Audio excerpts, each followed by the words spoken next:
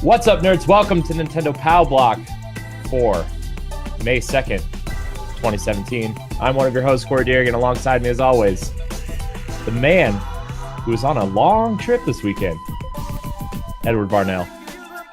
Ed, I'm glad you made it back safely. Yes, I got to play the Nintendo Switch for the first time, and I love the system. Like, I need to get one cannot wait to get mine real soon. I actually told Corey that I moved it up from June to May. Yeah, I mean, it's one of those systems where, like, once you get it in somebody's hands, it's almost similar to the Wii U, but to a much grander scale, to where once you get it in someone's hands, like, they won't want to play games any other way, to the point where, like, I mean, it's that thing where, like, I literally want to play my games everywhere, and I don't want to have to flip-flop between systems to do it. And this is the system. This is, I'm always saying, like, we've always had to do this as Nintendo fans. We've always had to own 2 or 3 systems to get every single experience that we wanted.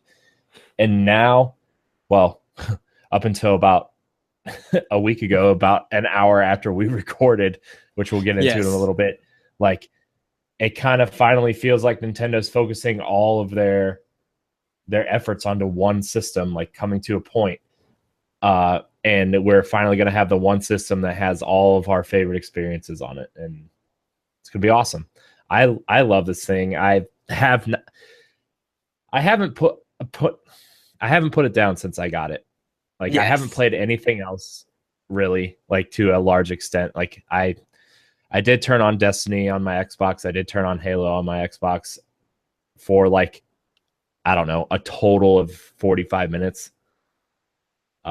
Just because I was looking for something to play that was just kind of like, I don't really want to spend a lot of time on something right now. I'm just going to shoot some stuff.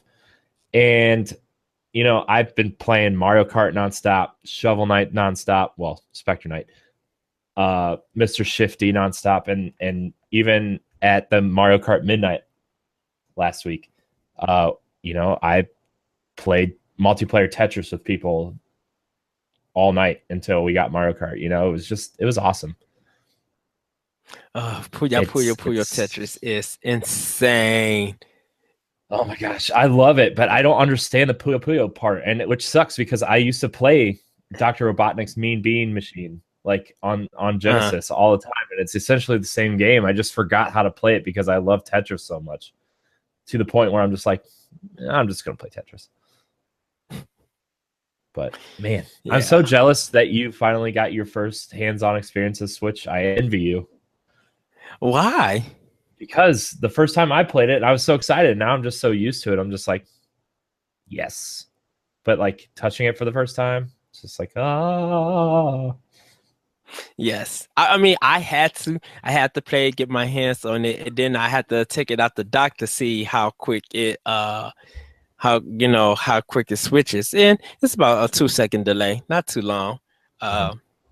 Like, oh, okay. And then same as when you dock it, like, almost 2 seconds, not too long and stuff.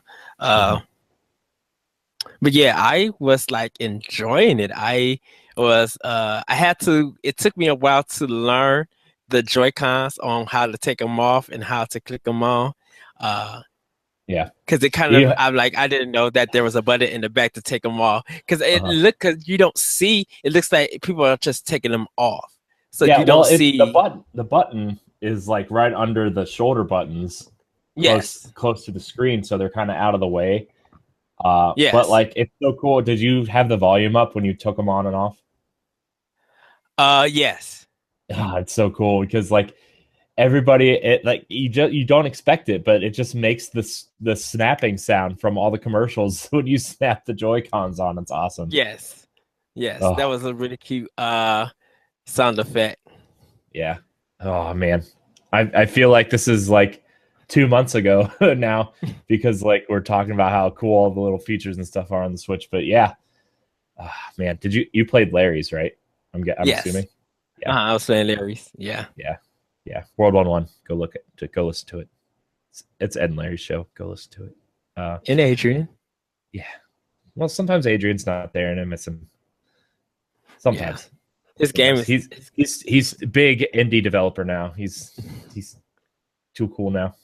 Well, yeah, he finished his game, so now he could be on the show too. Yeah, I saw his Instagram meeting Peter Capaldi and all these people up at like, whatever convention he was promoting his game at this weekend, and he's a celebrity now. He's big news, Adrian. So Tuna Cycle's still real good though. I can't wait for Bugs Are Stupid. Well, I gotta buy it. It is out, so I just gotta buy it so I can play it. Oh, it is? Yeah. Adrian. Thanks for telling me, Adrian. What a jerk. But I'm excited to play it. Yeah, what else have you been playing? Anything really? Just your Switch impressions? Those games for Switch. Before I left, was playing Ghost Recon, Persona 5. Was about to hook up my Wii U and get back and finish up Zelda Breath of the Wild, but I'll do that like later on tonight and tomorrow. By the time you guys see this video, that means Monday and Tuesday that I'll be playing it. Near Automata, I'm ready to start. And I got to install my Far Cry 4 so I could try that and see how that runs. But that's pretty much all I've been playing. And then on the train ride back home, I've been playing Pokemon Sun, and I actually finished my first trial. So that didn't really take long. So now I got to be like, okay, let me get to the next part of the game so I can move it along. Right. There's so much backlog that I need to catch up on. And my main thing right now is like, you and I guess I should just kind of update everybody. Before, like, in this week, Ed and I are recording 3 shows. We're going to have 2 shows this week and 1 next week. And then Ed and I are planning a bunch of really cool Nintendo-focused content that, we've kind of been talking back and forth on and, like, kind of going through things. So the episode you're going to hear next week probably won't have any news or anything. So if something big happens before our episode goes up, sorry, we'll cover it the week after. Because every time I go on vacation, every time I go somewhere that I can't do a show or something happens. Like something big happens. Like when I went on my honeymoon, Nintendo comes out with this random Switch commercial announcing Switch. I'm like, oh, thanks. And I had to do a 55-second Instagram video to give my thoughts and impressions, and everybody yelled at me because I was on my honeymoon and I was doing a reacts video on the Switch announcement. So don't worry, because I did an optional opinion on it. So yeah. So and that took like 15-30 minutes. So yeah. So Ed and I are kind of we're spearheading some Nintendo content outside of Pow Block. Let's plays, let's play and podcasts is an idea we've been floating around for a long time. We kind of did a test one on Halo a while ago. Yes. We want to do kind of reaction videos and live stream some stuff and just kind of like get that going because, we're obviously huge Nintendo fans and it'll be fun. So, and I'm ordering my green screen and stuff today for stuff like that. And Ed, I don't know. Yes. Why don't we get into some news? Oh, you mean like the crazy reveal of the 2DS XL? Yeah. What? Dude, okay. Ugh, this thing, I actually really, really, really want one. And like, I like my 3DS a lot, but this thing is probably the sexiest handheld Nintendo's probably ever created. Well, before we get before we get there, Nintendo revealed that the day that we recorded our show, that Thursday, that there was going 2DS XL that's coming out for $150 on June 28th. This is a big announcement because you would think that it would be something for E3. Mhm. But it's a very sleek. It's not the one system like they have. It now actually folds, so it's the claps kind of system. The end parts are a new design. It looks like an oval round shape in a way. Mhm. Yeah, it kind of Um, almost looks like if you have an iPhone or something with the rounded yes, edges, and it looks like two iPhones that are kind of like hinged together, and you just fold it down. yes. The blue buttons and D-pad and trimming actually almost match identically with the Switch Joy-Cons if you have the blue Joy-Cons, Uh-huh. which is really interesting, which makes me think that at some point they're okay, so they kind of revealed two colors. It's the black and blue one, which is the one that I really want. And then they showed off a white one with or orange trim, which I kind of feel like the Switch might get orange Joy-Cons at some point. It's that if you remember the jet orange GameCube controllers, Yes. that's the color of the white one. The white one with the orange trim is that I color. I thought it was gold. It looks a little gold to me for some reason. Um, the websites that are taking pre-orders and stuff listed as orange. Okay, So I don't know. It might then that's just look. fine. It just might look lighter in high res images or whatever. But uh, Okay. this thing is super cool, and I think I might actually get the black one. Like I've been kind of throwing it up in the air Mhm. if I should get it or not, but I think I'm going to get the black one. Okay. I think I just want to match my Switch, to be quite honest with you. And like, well, here's the thing. Like, I like my 3DS a lot. I like that device a lot. But I don't ever use the 3D. Uh, I like the new design better. I just like it a lot better, and I think Uh-huh. I think I'm gonna get it. Plus, my 3DS is like 2.5 years at this point, 2.5 years old at this point, Yeah. and not that Nintendo hardware dies, but like this will give me an extra because they're releasing this new version of the 3DS. Like they're obviously going to keep making games for it for at least another year Oh, or for two two. years. Yeah. I, I kind of want to keep up with it, you know? yeah. Ugh, I mean, so I think if they decide to do a new system, it will be next year. mhm. Yeah, But I what they just would do, I don't know. I don't really see them doing a new handheld unless they did like a there's all these mock-ups of like a Switch Mini that don't require a dock or the Joy-Cons don't come off or Mm. anything. Like that's the only thing I could see them doing after a 3DS. Uh, but man, this thing, it's so pretty. It's so pretty. Well, I feel like if they could do a DS that has the power of the Wii in it, I Hmm. think it would be successful. Hmm. Or You even a know? Wii U. I mean, they could even do a Wii U. Yeah. So, but yeah, me and Corey just like, Ed, did you see this announcement of 2DS XL? I'm like, wait, what? Yeah. Yeah. I was right after recording. I was editing the show to put it up the next day, and I was like, Ed, did you see this 2DS? You're like, what? And I thought it was fake at first because like Yeah. I saw it in a bunch of like I'm in a bunch of Nintendo groups, and a lot of them are full of people that are like, I mean, you know how Facebook groups work. There's like if there's like 30,000 people in one of these groups, you know, at least 5,000 of them are big trolls and just kind of say stuff that doesn't make sense or is fake and stuff. Uh-huh. And I saw this trailer in three of those groups. I'm like, this is weird. So I clicked on the video just because I like to see what people like to make up and stuff. And I clicked on it, and the YouTube video said Nintendo. And I was like, wait, is this real? So I went to Nintendo's official YouTube page, and it was the first video on there, and it only had about 1,000 views, and it had only been up for about 15 minutes.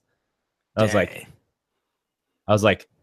wait a second. So I was like, Ed, did you see this new 2DS? And by the time I had refreshed the video to watch the trailer again, and it had almost 1 million views. Wow. And I was like, holy crap, this thing is cool. Like it was a cool reveal. It was a little random to be revealed at 8 o'clock on a Thursday night, but yeah, it's a cool system. I really, really want one. Yeah, and now they're teaming up with Uniqlo, doing clothing. So Nintendo's kind of making some big moves Yeah. Hmm. soon. And I think when Yeah. they say entertainment and trying to get their business back, Nintendo's doing a lot, you know. Hmm. Or they're plenty they're Yeah. marketing and doing performing well right now, getting their plans into action because like after E3, Hmm. we're all just gonna be waiting to be like, okay, when's the next Nintendo Direct? And are you guys gonna surprise us with something? Because if they surprise us with something, whew, it's gonna be entertaining. Hmm. Yeah, and the one thing about the 2DS that I really really like is it has uh if you have a Switch, you know that, or if you have a 3DS, you know that the cartridge slot is just kind of wide open, right? You know, Yes. there's no like cover for it or anything. If you have a Switch, your cartridge slot has a nice little flap over it to keep the cartridge Yes. from like, I don't know, shooting out because Falling it's not out. spring loaded or whatever. Yeah. Uh, what I do like about the new 2DS is at the bottom, it has a nice row of like your volume, your power button, and then where you stick the cartridge, it also has another slot for your memory card that you can just pop it in and pop it out, and then it has a flap that covers both at the same time, which is super nice. I Yes. think the design of this is awesome. And the fact that it has all of the power of the new 3DS, which Uh-huh. means you can play Xenoblade Chronicles X or Xenoblade Chronicles 3D, you can play Fire Emblem Warriors, you can play Hyrule Warriors on it without any hiccups or, without any limitations. You can play your Super Nintendo games on it. Like, that's cool. I'm glad that they included all that in it. Yeah. And it's $50 cheaper than a regular new 3DS. Hmm. Yeah, Um, which is nice. $149 is a nice price point for a yeah. Nintendo handheld system. Like, Definitely that for is a yeah, good price. definitely for people who are still traveling or are about to start their travels. Hmm. Some people are still in summer school around that time, but when they get out and they're about to go on a road trip and don't really want to bring a Switch and be like, "Oh, mom, there's a new 2DS. You could probably give me for my birthday or for this road trip." If you guys got the money, it's a good gift to give. Hmm. You Yeah, know. and so like this device makes me really excited to like. I've been really spoiled with the Switch. I mean, that going back to 3DS is really hard. But they did say that they did make a little bit of revision in the screen technology as well, so it's going to be a little bit crisper. Uh-huh. Just because they are able to do that without the 3D. When they take the 3D out, they can make your visuals look a little bit crisper because the screen's a little bit thinner and it's just nicer. So that's also what I'm excited about. If they can make some of the visuals look really nice and I can play my Super Nintendo games in a nice, because I've been playing Super Metroid again on my Yes. 3DS at night when I'm in bed, while my Switch is charging. And uh, I would really like to see some crisp Super Nintendo games. Uh, and that's kind of why I'm excited for this, is that like the screen clarity is going to be nicer. So I'm going to be able Yeah. to play my virtual console games in a crisper way. Yeah, I know I need the new 3DS XL. Will I get the 2D XL? I probably it depends because Corey would convince me and he'd be like, Ed, you gotta get it. And then he'll show me and I'll be like, and then I'll probably once I see it and get my hands on it and really look at it, I'll probably be like, dang it, I need to go get one. So it I looks yeah, it looks really pretty, really beautiful. Uh-huh. Yeah. So that's a cool new system coming from Nintendo. If you are kind of hesitant on Switch right now, but still kind of want to play Nintendo games and then jump on the 3DS, this is a good jumping in point, I suppose. Yes. It's really cool. I'm really thinking about getting one now. Well, on to story, which I'm really excited for, and Ed's not so excited for. Uh, Shaq Fu, A Legend Reborn, is coming to the Switch. I'm excited. I'm I'm not. really excited. It's probably going to be jumbled garbage, but I don't care. Yes. I'm really excited for Shaq Fu. I found my Genesis cart yesterday. I told you when I was going through some stuff, and yeah, that game has a lot of fond, stupid memories. So, yeah. I a new video up of the game. Is it even out yet for iPhone? Oh no, it's they put a kick. It's not. They didn't go on Kickstarter. They went Indiegogo for $450,000, and was announced in 2015 for PC, PS4, Xbox One, and Wii U. Then a couple days ago, they announced it was coming to Switch, and the Wii U version is canceled. For those that don't know, Shaq Fu was a beat 'em up game featuring NBA star Shaquille O'Neal. I thought it was a fighting game. The Genesis version was a fighting game with some brawler elements in it. And this one looks to be a side-scrolling brawler with big boss battles at the end of each level, kind of like the old TMNT games. Okay. So it looks like it's going to be a mixture of both, and it's exciting. Not going to lie to you. I need to see some gameplay. I mean, I hope they only charge about like $10 for this, because it's probably gonna look like ultimate garbage, and it's gonna probably play worse than that witch flying game. I'm just telling you now, Ed. The cover for this YouTube video is going to be Shaq. It's the Shaq Fu cover.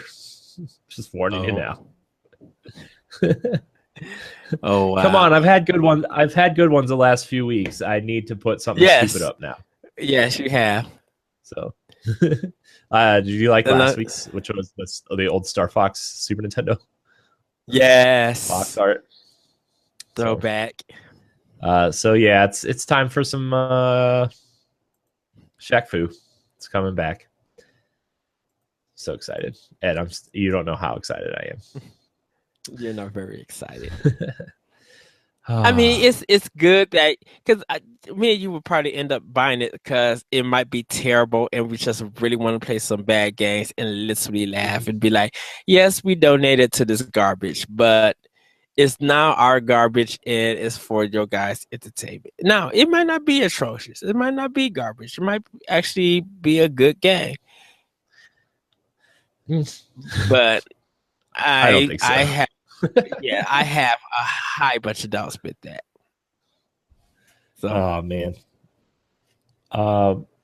So last week we were going to cover some of the financial stuff that was going on with Switch and stuff, but we didn't get to it because we had long conversations about other things. Mostly kind of how Nintendo is way better than the other consoles, we feel. But that's super fanboying out about it. Nintendo revealed some of their sales numbers. 2.74 million units sold worldwide for Switch in its first month. That's good. Which is way more than anyone's expectations, even Nintendo's. They sold about 750,000 more units than they expected to, and a story came out today that they even flew in shipments to the United States and Canada to meet demand just so they could sell more units, which is kind of an un-Nintendo like move. They did sell about 20,000 more units of Zelda on Switch than they did the units themselves. Yeah, I heard it's a 70 or 73% attach rate to the system for any game, and that's big. That really is big. And it was just like people were buying the game, like me, like bought the game without even have the system yet. Mm-hmm. Yeah, it's funny. I think it's funny that people are like, I mean, I used to do this for systems too, where when PS2 was coming out, like I remember I bought Madden NBA Live and the Bouncer before I even got my PS2. And like I can just imagine these people buying Zelda before the Switch comes out, and I'm like, yeah, I can relate to that. Holding these games and reading the manuals before the system was available for me. So, man, good times. That PS2, man. What a system. Yeah. Let's see. The Zelda also sold over 1 million units on Wii U, which is strong also in its first month. Yes. I think you and I and maybe 10 other people are the only people that have our Wii U's still hooked up to our TVs. So that's good. Yeah. I mean, this was the game. This was the game people bought Wii U's for. I mean, I don't blame people for holding out on Switches to play it on Wii U, because this was the game a lot of people bought Wii U's for, including me. Like, I mean, I bought my Wii U. Well, I got my Wii U for other reasons, and went hard crazy on different other titles. Yeah, well, I mean, when they showed that, remember that very first what Zelda could look like in HD video that they showed before the Wii U was even out, when Link walked into the temple and was fighting the giant Goma. Yeah, that video right there. I was like, yep, sold. And then we never got that Zelda, but it reminds me of the GameCube, GameCube sizzle reel where they showed like Luigi's Mansion, and then they showed that really awesome Zelda trailer of Link fighting Ganon. And then we got Wind Waker, and everybody was disappointed. And then it became one of the best Zelda games ever made. Yeah. Oh man, Nintendo really knows how to put together trailers that never come out. Well, can I say that they put out trailers that they don't promise you? Because a Nintendo trailer that will promise you something will have gameplay in it. Mm-hmm. Yeah, it was just funny because like then we got Twilight Princess, and a lot of people kind of consider that one of the worst Zelda games, and I highly disagree. I think there's a lot of busy work in between the dungeons, but once you get to those dungeons, man, those are some of my favorite Zelda dungeons ever. And I still think that the Twilight Princess dungeons are better than Breath of the Wild's Divine Beast. And don't get me wrong, I like the Divine Beast, and I think it fit the story for Breath of the Wild very well. But like, there's nothing like an old school Zelda dungeon. I think Twilight Princess does it just about as well as any of the other Zelda games. Yes. I mean, I think some of those dungeons are even better than like that the Forest Temple, or making your way through the Lost Woods and finding the Temple of Time. Like, those two dungeons specifically are just so good. So good, yeah. So good. I still love Twilight Princess. I know people make fun of me all the time. The dungeon with the sand is still one of my favorites. I just love that roller coaster design at the end. Mm-hmm. Yeah, and that boss battle where you have to use the spinner to climb the wall. Oh, so good. Oh, it's so good. Tatsumi Kimishima said that he was relieved that consumers have accepted the Switch, and is relieved that people actually like the console. He says that he believes that the console can eventually sell 110 million units, surpassing the Wii. I think that's a little bit high. I think it's going to reach. I think it could potentially reach 3DS numbers, 70-ish million. Yeah. Some people are saying that it's only going to do about GameCube numbers. I think that's a bunch of crap. I think a lot of people are looking for a handheld gaming device, and this is going to be it. Right. Especially if they've owned a 3DS already and they're looking for another experience, or of like people transitioning over from the Vita. Like, I think a lot of people are looking for that. And this is one of the weird things, is that some of the big top developers are like, yeah, my team members are bringing the Switch to work and playing it in front of us. Mm-hmm. So if that's it, that's saying something. And be like, okay, so no one is bringing their 3D. Well, people are probably still bringing their 3DS and maybe Vitas, and of course their tablets and stuff. But I'm just like, if you're seeing company employees bringing out like the Switch at work, something on how powerful that is, because that's like incentive to be like, this might be the next big thing. Mm-hmm. Yeah, and I think for people who are super into their PS4s or Xbox Ones, like, I really think that the Switch is a great complementary system for people who are looking for a second system.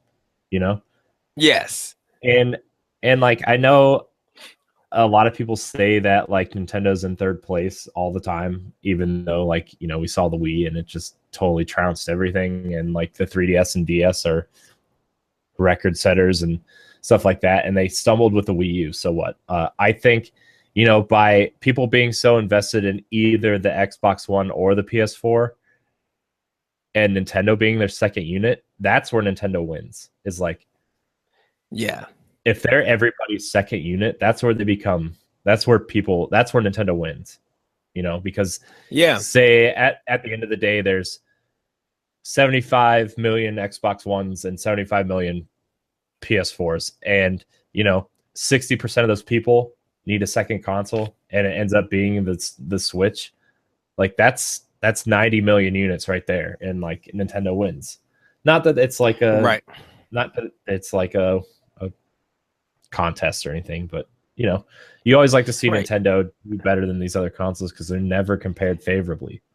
And a lot of people don't realize that there's something about Nintendo that they consistently, even if the sale numbers don't look good, they're continually making money. They're kind of probably in the best spot. You know, people, you don't have to question what Nintendo was doing or if they're going to survive. They've been surviving for close to 150 some years. Trust me, they know how to survive through a drought. They know how to survive of competition of not being the biggest system or being the most powerful system. They know that if they put out some great content and word of mouth gets out, they're going to continue to sell. Mm-hmm. Where I feel like Sony and Microsoft, you can have the biggest thing, but there's going to come a point in your time that there's going to be a standstill and they're not going to know what to do on how to get out. Mm-hmm. Yeah, it's cool. I'm very happy that the Switch is selling well, and I'm really happy that people like it. And like I've said many times on this show and NGR and other shows and whatnot, like even people that I work with that I wouldn't really consider them like gamers or big Nintendo fans or anything. Like they're the people that buy, you know, Madden, 2K, Call of Duty, Battlefield every year, and that's kind of like it, you know, those kinds of gamers. And like they're already talking about Switch, and the one guy really wants a Switch, and like a lot of people at work are talking about the Switch and how they might get one and how cool it seems that like, oh yeah, I can play 2K on my couch and then plug it into my TV. Like it's cool to hear people that aren't really in the same headspace we are in terms of video games talk about this device. And that's where Nintendo's going to grab people too. Right. And you know, the older gamer knows what they want and know that they could get fun and get a lot out of a Nintendo system, because you'll probably see more portability happening from Nintendo with hybrid consoles and stuff, because it just makes sense now at this point in time, since they are strong in the portable business and still somewhat strong in the console business, to put them together, you know, and playing full games. Now, what I would be surprised of is that if this really hurts the mobile market. Yeah, I kind of feel like I still feel like that the mobile, like in terms of like cell phone games and stuff, like I still feel like that's still a different audience of gaming. You know, I don't know. There's always something weird about the mobile market that's different from, you know, handheld gaming or console gaming, and it's always going to be there. This is the thing. I think kids are going to see adults or other kids playing the Switch, and they're going to see how big the Switch is, and compared to their little tablet and phone thing, they're going to be like, why is that kid having a different experience of fun, and I got this. They're going to continue to look at and peek. And that's marketing that's going to get that kid interested. And so when that happens, they're going to be asking their mom, hey, mom, dad, you know what that is? Is there a way for you to get that for me? And if that spreads out, that's going to hurt the mobile market. Yeah. Because I'm like, if you're already paying like $200 or $300 or $400 for a kid to have an iPad, why not spend the same amount of money or less getting them a Switch? Mm-hmm. And still play great in indie games and Nintendo games that they're going to end up loving. Yeah. Yeah. I agree. I think a lot of, especially if they start experimenting with price points more, especially with downloadable games, if parents are like, you know, buying a $300 device instead of a $500 device, and you get cool $5 to $15 games like Kamiko is really good and Mr. Shifty is really good, and they're both under $20. Like, and even Shovel Knight, you get 4 games for $25 eventually. Like, yes, you know, there's cool games on there that are cheap that I feel like people will be gravitating towards. You know, it's got that mobile effect in a good way where, like, you know, games I wouldn't normally play, I would really want to see on Switch and we'll try out. Like Snake Pass was a game that probably would have overlooked, but like it being portable and it being on my Switch and me being able to sink time into it here and there, like, yeah, totally, you know? yes. So. Yeah. Well, Ed, it seems Mario Kart 8 Deluxe is super popular. Are you so surprised? Not really.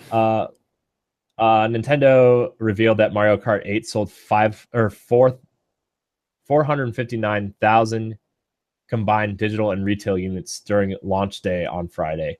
It's the fastest selling Mario Kart title in Nintendo history. The previous record holder was Mario Kart Wii with 433,900 units sold on launch day. According to Nintendo, currently there's a 46% attach rate to Switch owners for Mario Kart 8. And that's just as of Friday. So, surprise, Mario Kart 8 is still super popular again. Right. Oh, man, it's so good. And I found my main. Loving it. I found my main. I'm so happy. I've been making my way through all the cups. You know, I'm on 150cc trying to get the 3 stars on all the cups and stuff. Man, yeah. Inkling Girl is my new main. Love it. Love it. I love her. Okay, I love. Explain. What do you mean? Explain. I want to hear why it's your new main. Because like she fits right there in that tiny little spot where it's like she's just big enough to not get knocked off the course by the big characters, and she's just fast enough to like. And I know it has a comment of character, cart, wheel set, and stuff like that. I do know all that. But I've been using her. I've been using the Splatoon cart, which is more like a 4-wheeler. And then I've been using the off-road tires. Yeah. And man, it's just so good. Ugh, so good. So yeah, Lakitu is my main. I use him, but I'm still trying to get the cart that I need that's gonna work well with them. Yeah, and like I'm still trying to unlock carts because I did have a main on the Mario Kart 8 for Wii U. It was one of the long skinny carts with the wide wheels. I really liked that. And then when the Animal Crossing DLC came out for it, I would use the F-Zero cart, the white F-Zero cart that came out. I forget what it was called. But it's just this really wide white cart that looks like one of the ships from F-Zero. And I'm still trying to find that to see if it works well. But man, I'm loving every second of Mario Kart, even playing by myself. Like it's just so good. I actually got to play battle mode and I enjoyed that. Yeah, how is it? Like, I haven't played it. It feels different. It feels different. Because you think that it's a closed, it's a more closed space. No, it's pretty open. And they added little touches here and there. And so trying to find who you want to attack and stuff, it's very random. Yeah. Yeah, I still need to do battle mode. I haven't really gotten there yet. I have had some people challenge me one-on-one. Looking at you, Antonio Guillen and Lisa Goodman. Looking at you guys. I'm talking to you if you're listening to the audio version, but I'm looking at you. in the YouTube. In the YouTube. See? Look at my eyes. Look at my eyes. Sorry. But you know, I'm getting my groove back. It's super fun, and man, Mario Kart's so good. Yeah, I really don't have anything else to say except that, like, I really hope that, you know, as much as I would love a Mario Kart 9, I would rather just have DLC for Mario Kart 8 Deluxe. Because I think they're probably some more. Because there's nothing they can really do to improve the formula, honestly. Like, I like the anti-grav stuff. The only way I would love another Mario Kart is if they made Double Dash 2. Like, that's the only way I could see them doing something different with Mario Kart for this generation, is if they did Double Dash 2. And I don't even know if I want that now, because I like Mario Kart 8 so much. But yeah, Double Dash 2. That's Double Dash. That's my game right there. That's my jam. I love Double Dash. Yeah, but and maybe I think. Can I one last thing? I think you know, as great as Double Dash is, and I love it, I think Super Mario Kart 8 is like the definitive of all Mario Karts. Yeah. Like, I don't know how they can improve upon it. Yeah. Mario Kart. Buy it. And now I can take it on the road. So I'm really excited. I need to figure out how to get my hand not to cramp up in handheld mode, but that'll come in time. I just need to play more, get my hands used to that position. That's all it is, Ed. That's all it is. I know. Yeah. So there's this one last thing, and this came out a while ago, but I kind of think it was interesting, and then we'll get into just random conversation probably before we wrap up the show. But SteamWorld Dig 2 devs came out and discussed the power of the Switch, because they're developing SteamWorld Dig 2 as a Nintendo Switch timed exclusive, which is pretty exciting. Yeah. They were talking about how the first game was designed for 3DS, and they did it because they love handheld gaming, and you know, 3DS is kind of the perfect platform because they love Nintendo, and they wanted to be able to make a game that people would enjoy on the go for, you know, their daily commutes or whatever. And so they decided to partner with Nintendo for SteamWorld Dig 2. And I'm just going to read these quotes from the Image and Form guys. One big reason is that we have a great relationship with Nintendo. This is on what attracted them to develop for Switch first and foremost. We've been supporting them for the past few years and vice versa. It's mutual. Also, we love their stuff. Many of us play Nintendo primarily, so we're huge fans, and just getting to work with unannounced hardware was reason enough. The core concept was so intriguing. I play most games on my handhelds and enjoy my home consoles, but having a console that can go, that I can play, that can also plug into my TV is a dream come true. How have the capabilities of Nintendo Switch helped you improve the sequel?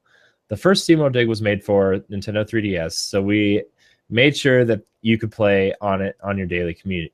But we also wanted to make sure that it could be played for longer periods of time as well. And of course, that carries over to SteamWorld Dig 2. Having a console that's essentially both a handheld and a home console is a perfect platform for SteamWorld Dig. Other than that, it is a powerful machine, unlike other people saying. So we can make some really nice things with the graphics, like improved textures, cool lighting effects, really fluid animations, and more. It's a buttery smooth 60 frames a second with full HD when docked and 60 frames per second in handheld mode too. It really is a powerful machine. So that kind of tells me that some people just don't want to take the time to develop for it. Yeah. You know, quote, waste resources on an underpowered machine. But lastly, you announced during the Nindies showcase in February that SteamWorld Dig 2 would make use of HD Rumble. How's that coming along? and then it says, I quite like what we've been able to pull off with HD Rumble. One thing is recreating the sensation of digging into certain materials. There are so many cool things you can do. HD Rumble will be a fabulous feature for SteamWorld Dig 2. So they are incorporating the HD Rumble, which is cool too. Yes. So the thing that, and I know like SteamWorld Dig isn't like the most graphically intensive game. It looks pretty, don't get me wrong. I think it looks amazing. I wasn't really huge on the first game, but this game looks, at least visually, looks amazing. The power of the Switch, and we've kind of gone back and forth on this for a while, but it seems like the amount of power that the Switch has is just a tad lower than what the launch Xbox One was able to do. You know, where they gave people 5 gigs of RAM to work with instead of the full 8, and you know the Switch has 4, I think, in it. Mm-hmm. So it's not really that much power in terms of development for these systems. I think it's interesting that they kind of just came out and said it. You know, I think it's cool that they are just kind of like very open about their development and how, you know, the Switch kind of is making this game what it is. So Yeah, I think what the Switch is making a lot of developers do is like be creative. You know, change up your art style, and I think when you change up your art style, you're able to work in the limitations that is on the Switch.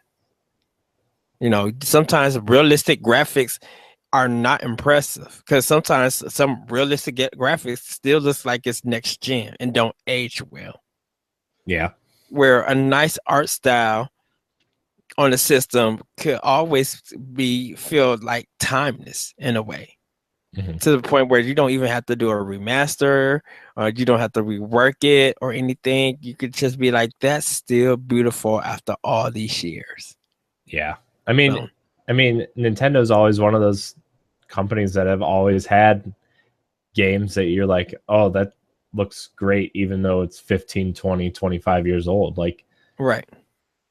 You look at a game like Luigi's Mansion or even games on the N64, like Super Mario 64 still looks good for, you know, whatever that generation is, you know. Mm-hmm.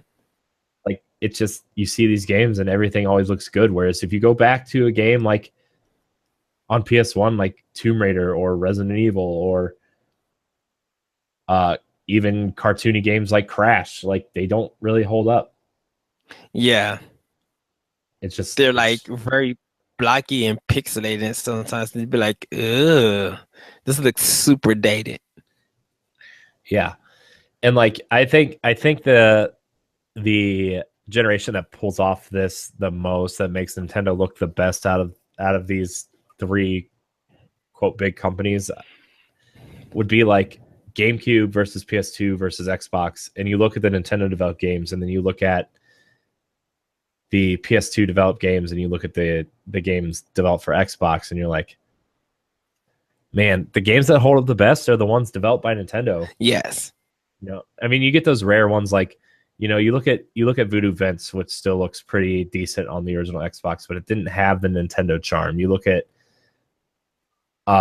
Jack and Daxter, I think still looks great on PS2. But, you know, a lot of games don't. Yeah. SOCOM doesn't look good.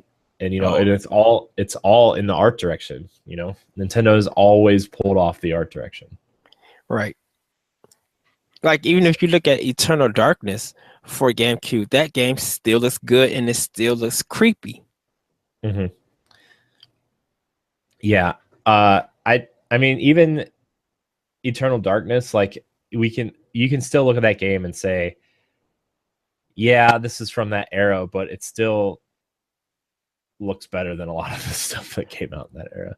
Or like Beyond Good and Evil 2, I think or Beyond Good and Evil also is a game that you can look at and say, yeah, this was developed in this era, but it still looks pretty good. And that, I mean, that wasn't a Nintendo developed game, but like, you know, Ubisoft had the the mindset that they were going to create a game with a specific art style, and it still holds up. Yes, that is true.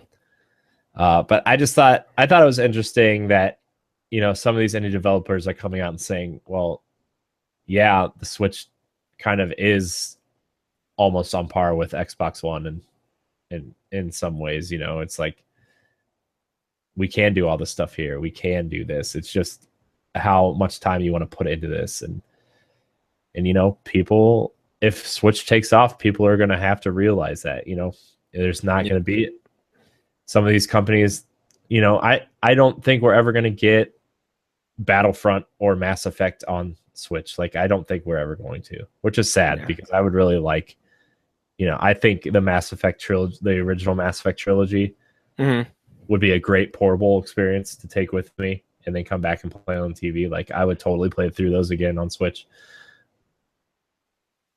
But you know, I would love to see these companies take a different approach to Switch, and like maybe we don't get that. The big one that comes back to mind, like we were talking about a couple weeks ago, was that Assassin's Creed thing, where like, what if they took the comic book approach, where it was very stylized but still set in this world? You know, maybe it's a spin-off game. Maybe it's not Assassin's Creed 8 or whatever, but it's a spin-off. It's like Assassin's Creed Rogue for last gen, or it's, you know, they just take a different approach to it. I think it would be really cool. I can see them do that. But it would be up into Ubisoft, because I think a lot of people will be. If you think of Syndicate and Unity in that kind of sense, I think it will work perfectly on Switch, because now on the go, I have to worry about any online problems. I could literally sync up with somebody and we could literally go and you know, do whatever they do in Assassin's Creed, like, and that would be cool to do. Or even Hitman, for example. Like, it would be cool to have your Switch and you're a Hitman, and you go to like maybe cons or whatever, and you see someone, if you linking up and you see someone also who has the game, now you guys are in a battle of how do you work as a team to kill one man, or do you kill the guy and backstab your team? Or do everybody is on their own and body hunt who they're going to kill? Yeah. Like they could do a lot of different stuff that might not even require too much power for them to use in their graphic abilities. Yeah. And like if some companies would just take the time and do stuff like that, like, yeah, I feel like we could get some really cool experiences. And like, I still, like, there's still a long list of games that I wish were coming to Switch and might not. I mean, they might, but they might not. And Hitman's on that list. Like, I would totally check out an episode or two of Hitman on Switch. Right. And I think a lot of Western third parties are going to be scared, because they're going to be like, well, we put out this big major game, but yet something on Switch is killing our sales. So that might be like, well, if you see a constant performance of this, maybe you might want to put a game on Switch so you can recuperate some of those lost sales. You don't have to make a cart anymore. You can still do your stuff digitally. You can sell your stuff for $30 or $40. Look at Sega, for instance. Puyo Tetris is probably doing major money for them. Yeah. I really hope some of these companies take the time and like give a team, you know, a chance to work on this, you know, give a team a chance to make something cool. And like, I don't doubt that we're going to get some kind of Ubi Arts game, like a third Rayman game, or, you know, something like, I don't know, Valiant Hearts was, or Child of Light, like those types of games. I have no doubt that we're probably going to get some of those games on the Switch. And, you know, I don't doubt that, you know, EA is looking at this really hard and saying we need to put more than FIFA on here. Yeah. Like, those kinds of games will come. I just hope someone takes the time to develop a bigger game for this. Like we can see that big games can run on this thing. Look at Zelda. Yes. Look how big of a world Zelda is. Zelda is very clearly a bigger world than anything Assassin's Creed or Skyrim or even previous Zelda games have put out, you know? Or dedicate EA originals to Switch. Yeah, and make just those kinds of things. Yeah. Because, I mean, I don't know what big game that EA could do, but they could create something that's fitting for the Switch players. There was a study that came out, or a news report that says owners of a Switch are 25 to 34-year-olds. So if that's the new market for the Switch, you guys who are making games for that age group would definitely buy your games on Switch. So that's money for you. That's guaranteed money for you. Mm-hmm. Yeah, I totally agree 100%. I think there's a lot that could be done to this, and like I know developers want all the power in the world to develop their games, but they're still gonna have to port down to these consoles eventually. Like I think companies, and I know like it's for some reason the Switch dev kits are kind of hard to get right now for some reason. I don't know anything behind that or whatever, but like, you know, there's people who want to put games on Switch and can't get the dev kits. And then there's big companies that have the dev kits and aren't utilizing them. Right. And a lot of people, it's weird. A lot of people who went from Switch to their other consoles, it was just like, now I know why I love the Switch more, because I could pop my game in and play it. Oh, jeez. Yeah, don't even get me started on that Halo update I had the other day, where I was like, I just want to put Halo in and just play the game and just shoot some stuff. And it was like even though it wasn't a big update, it still took 15 minutes to get this update downloaded and installed. And it's just like, that's 15 minutes I could be doing something else. Like, you know, it's just. Yeah, that's why it's just like those install times. If that's not the same thing that's on Switch, everybody's going to be like, okay, Switch version is the definitive version. Because I still don't know who's playing Puyo Puyo Tetris on Xbox or PS4. Yeah. Everybody's playing it on Switch, and that's $10 more for the physical copy. Yes, they're getting the keychains and stuff, but that's money for Sega. Yeah. Yeah. And probably that $10 got to recuperate the losses from the other systems that nobody is playing it on at this point. Yeah. Oh, go ahead, Corey. No, I was just agreeing with you. I was just thinking of all these things that I would love to play on Switch, and like they all have some sort of just out that they don't have it on Switch, or like they don't have the dev kits, or you know, they're struggling to get their game on the platform because Nintendo doesn't want ports right now. And it's just all this weird stuff happening around Switch that I'm just like, man, all these games have that Switch effect, and a lot of these games would be super successful on Switch. And they like, I don't know, there's just been this weird thing coming out about, you know, how Nintendo doesn't want any ports on their system, and I understand that to a degree, but like, if you would just allow these indie devs to port their game to Switch, like so many more people would be inclined to purchase them, because there's people like me who, like, I like indie games enough. Like, I like a lot of different ones, but like, I am more likely to play Hyper Light Drifter on my Switch than I would be on PlayStation 4, because I want that handheld experience. I want that. I want that game. I want to take that game with me. You know, I want to take that game and play it in places where I can't necessarily take my PlayStation 4.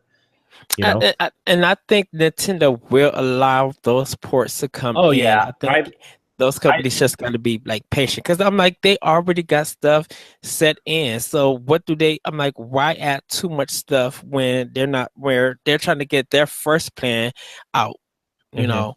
Yeah, and like some of these things, Nintendo even came out and said this. They're like, look, we have a lot on our plate right now launching this new system. And this came out in a report about the NES Classic being discontinued. But I think the statement still applies here. You know, they said they have a lot on their plate trying to get Switches out the door, trying to get these dev kits out to developers because they were surprised at how many people wanted dev kits, in terms of indie developers. And, they don't have unlimited resources, we have to realize Nintendo, comparatively to Sony and Microsoft and Apple and stuff, Nintendo is a small company compared to these giants. And they don't have the resources that Microsoft does. They don't have the resources that Sony does in terms of, manufacturing and getting these things out and stuff like that. Nintendo is a relatively small company compared to these other companies. And so, where they focus their money and time they put into things, they're going to focus their money on churning out their own systems before dev kits, and they're going to focus on putting their money on developing their own games before they get these other units to indie devs, and I do understand that some of these indie devs are frustrated, after all this stuff from Dan Adelman was happening, he was calling Nintendo douches and stuff. I can understand why he's frustrated, where Axiom Verge could have been ready for a Switch launch. He came out and said that in an interview, and I understand that that's frustrating for him and probably Tom Happ as well, where you could have had, a game that is so critically loved by a lot of people. Mm-hmm. Could have been ready for a Switch launch, and it wasn't because they couldn't have a dev kit or they didn't get the okay from Nintendo. And that's probably frustrating to a lot of people. But at the same time, this is Nintendo's product, and they want to push their games first and foremost. And trying to get these dev kits manufactured and out to indie developers so they can, get these games on the store is probably hard right now. They're transitioning from trying to get. They've been manufacturing 3 units for such a long time. If you include the NES Classic and the Wii U and the 3DS and the 2DS and all the different types of models of these systems, trying to wind down manufacturing so you can have, one version of the 3DS, which I'm assuming is going to be the 2DS XL now. Winding down production on the NES Classic, which has been discontinued. Winding down production on the Wii U, and finally just focusing all your manufacturing money on the Switch, and then getting those dev kits out to indies. It's almost like a giant reset for Nintendo.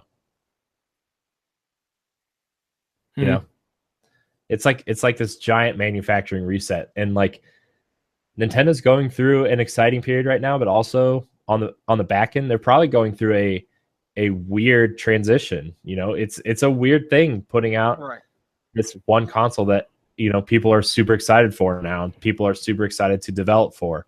So I don't know. I feel like I'm ranting about this and rambling on about it. I agree with you. It's just, but the thing about it is just that so many people count Nintendo out and have an attitude and ego about them.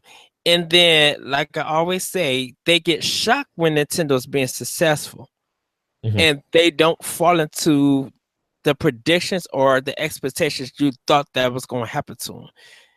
It's okay if they put out all these development kits. What the people gonna play them on if there's not enough Nintendo Switches to go out and buy? So that's gonna mess up your money. That's gonna mess up your business. So they have to balance this stuff. You were in Nintendo's shoes as a company, and you was getting all of this supply and demand. What would you do? Yeah, I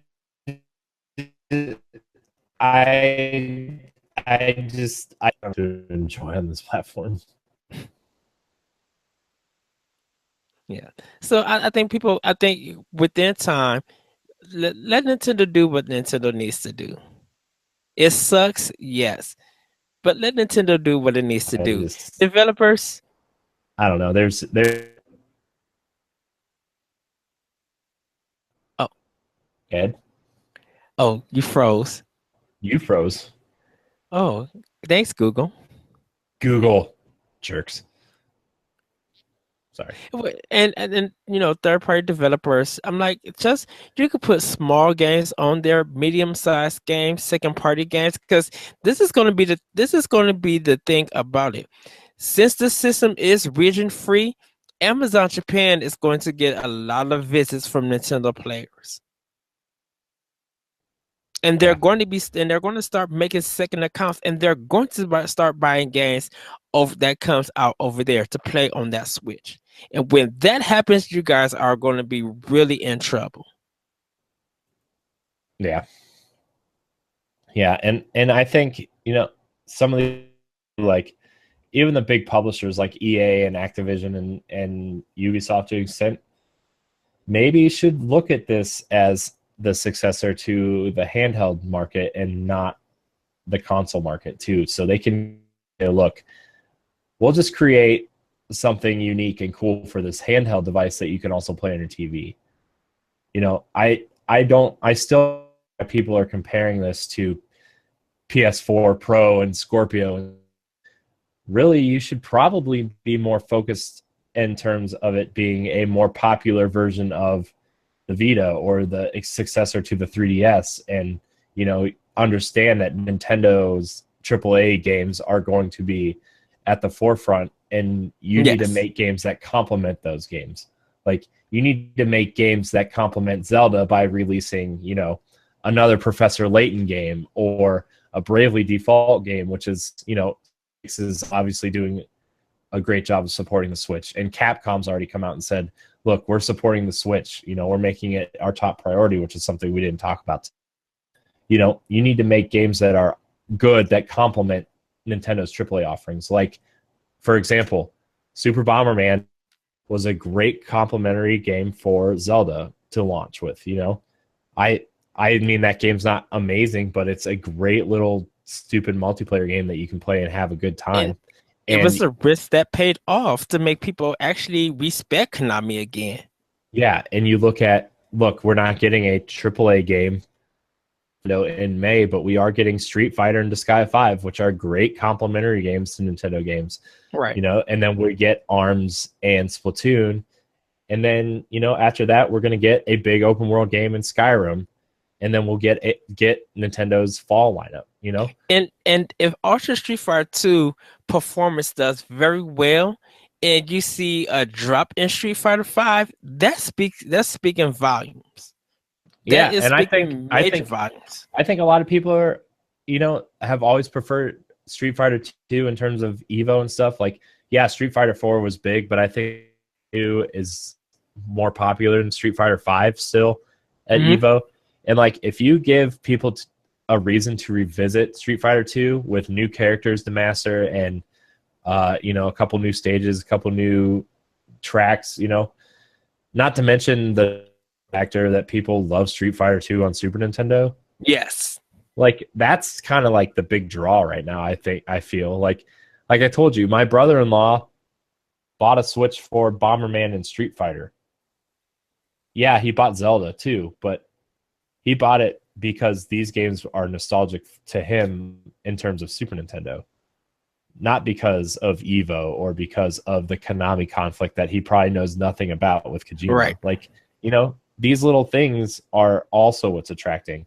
And sometimes I feel like we are so into this that we kind of forget about how, you know, quote, normal people consume video games. Like, some people buy Nintendo games for nostalgia. Some people buy, you know, Xbox games because they liked Halo, buy PlayStation games because trash, you know?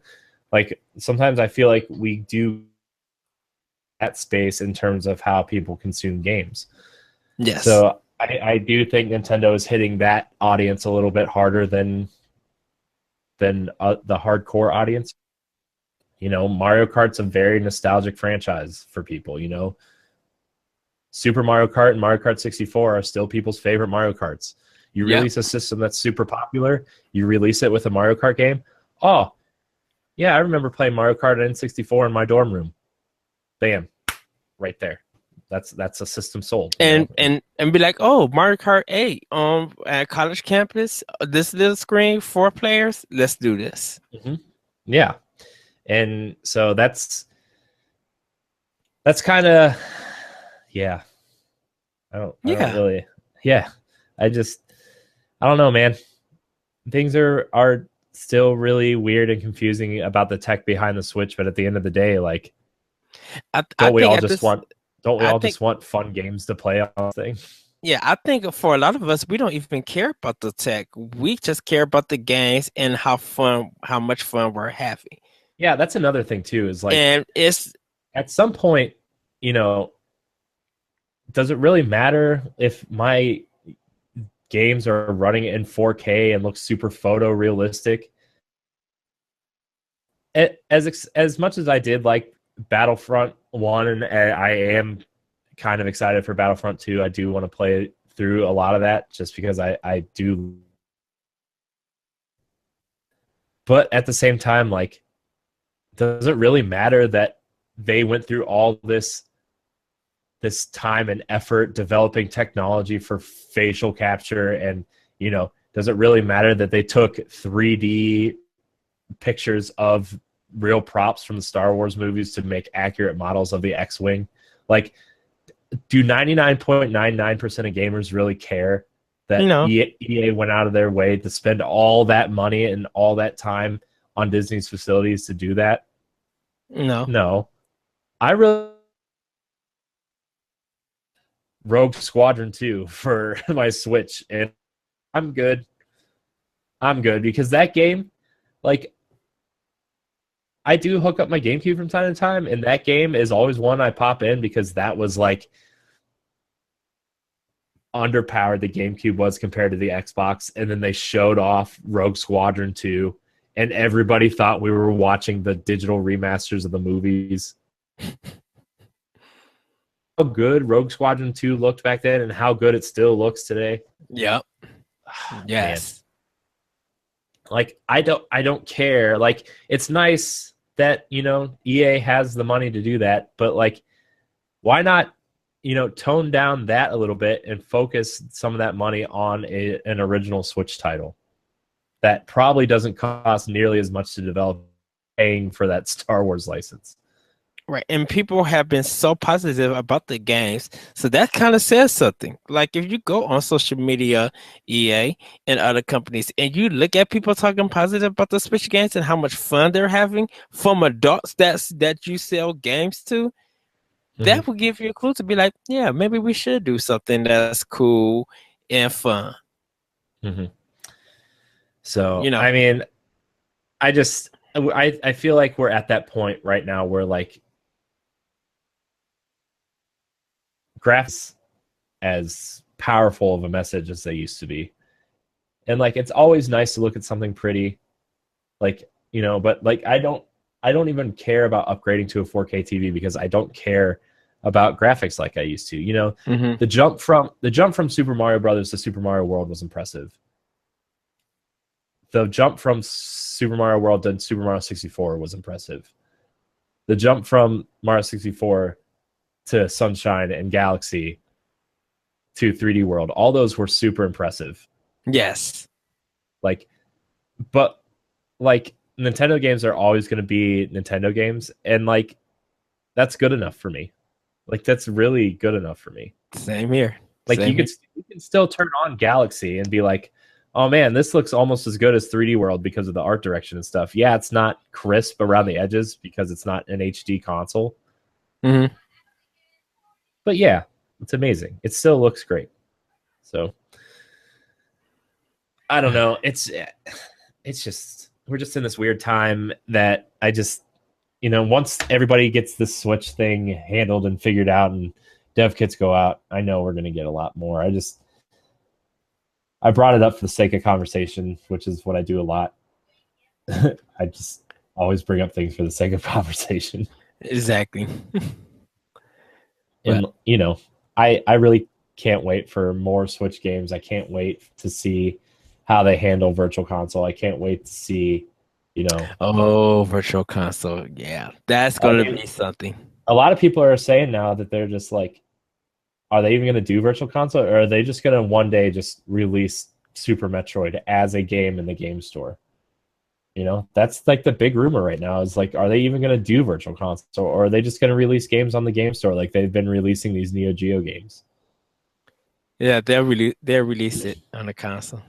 I still think they need to do that. What we talked about the other week, where like they just make cool box arts for Super Nintendo games, but for Switch now, they're just on Switch carts now. I just can't. I'm so ready for that. I'm literally just ready for that. Yep. Well, that was a show. Yes, it was. That was a fun show. Ed, I love just having conversations with you all the time about Nintendo. Thank you. I love playing Nintendo games and discussing those with you and getting happy and excited because you mentioned Nintendo. You're like, I got this on reserve. I'm like, yes, they're closer to playing a great game. I know, which you know, the next show we do, or the show for next week, are, you know, the other one that we're going to record this week for next week. I kind of want to talk about Nintendo's roadmap and how E3 could affect that roadmap. Oh, and that's like, easy. And like, I kind of want to discuss like hypothetical E3 announcements, because it's what, 3 weeks from, or 5 weeks from tomorrow is the Nintendo conference or direct, I guess. 5 more weeks, I think.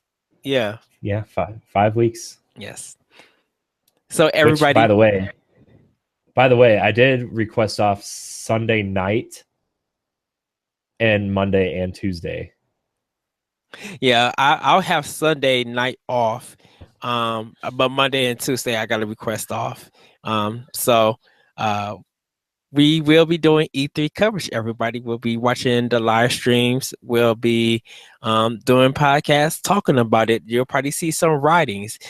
Corey might be on optional opinion. Of course, we're gonna be doing Pow Block, but you know, definitely we'll probably finish Pow Block and be like, oh, Corey, go get some water. Time optional opinion, and we'll probably dive more into what we're going to discuss. So we will have a lot of content for you guys. We'll be doing reactions, what our thoughts are. Probably maybe some E3 reviews on like how somewhat rated, or because I think 2017 is going to be big among everybody. They just got to bring it. What Nintendo's going to bring, they already gave us the 2DS XL. What else they're going to bring, who knows? I know. Gosh, who announced that big 5 weeks before E3? Like, that totally sounds like something they would lead off with. Yes. Or like in their 3DS segment with, like, here's all these cool 3DS games you can expect this summer and fall. And by the way, here's something new you can play them on. Yes. Like, that totally sounds like an E3 thing. Yes. But, and everybody in the comment section, we would love to, if you're watching this on the YouTube, NGR Radio, we would love to know your thoughts, or if you could, or you're part of the Nintendo Pow Block Facebook page, I want to know what snacks you're doing for E3, or let me know what snacks I should get for E3. Oh my gosh, dude. I'm really excited for that week, because I feel like I'm just going to be super fat from vacation. Yes. Like, I'm going on vacation. I'm leaving in like 3 days. 4 days? 5 days. I don't know. Saturday. I'm leaving Saturday morning. I'm going to be eating a bunch of crappy food on vacation. I'm going to come back and try to burn it all off so I can just have E3 snacks. Exactly. It's going to be such a good time. Yay. But I think that's going to wrap up this episode. Ed, where can they find you on the internet? You guys can find me on Twitter at @ThatRetroCode. You can also hear my podcast, Optional Opinion, at SoundCloud, iTunes, Google Play, the Anomalous Radio Network.podbean.com, and other podcast apps. You can also hear my other podcast, World 101 Podcast, at ShoutsEngine.com, SoundCloud, iTunes, Google Play, and other podcast apps.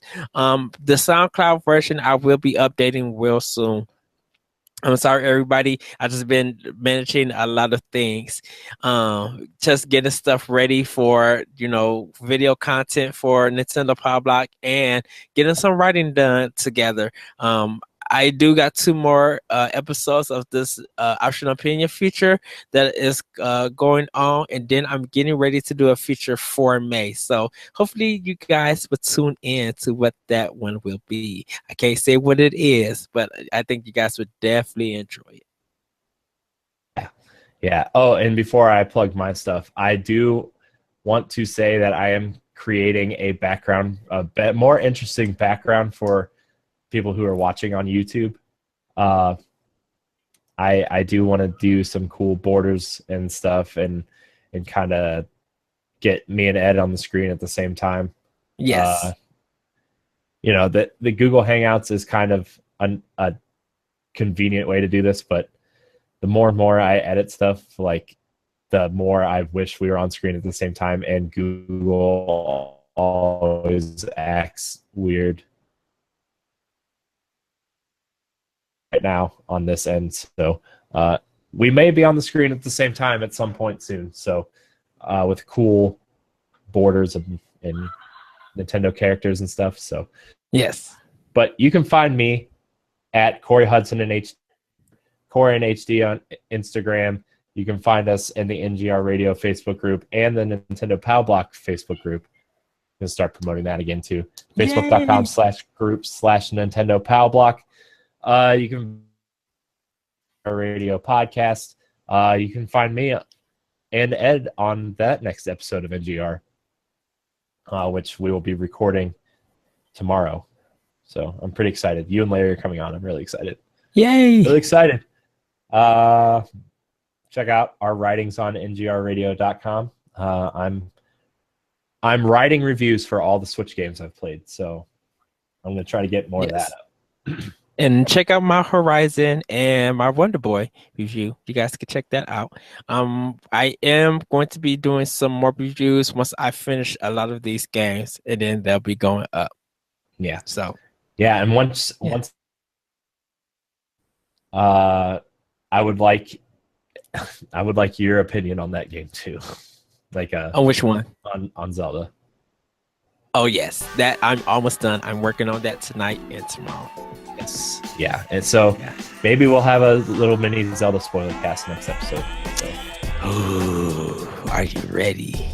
I am. Oh my gosh, I'm so ready. Yes. I'm starting to forget that I need to go back in and just run around the world real quick. But anyways, thank you so much for watching or listening. And until next time, we love you. We love you all. See you next time. Bye. Woo! Yeah.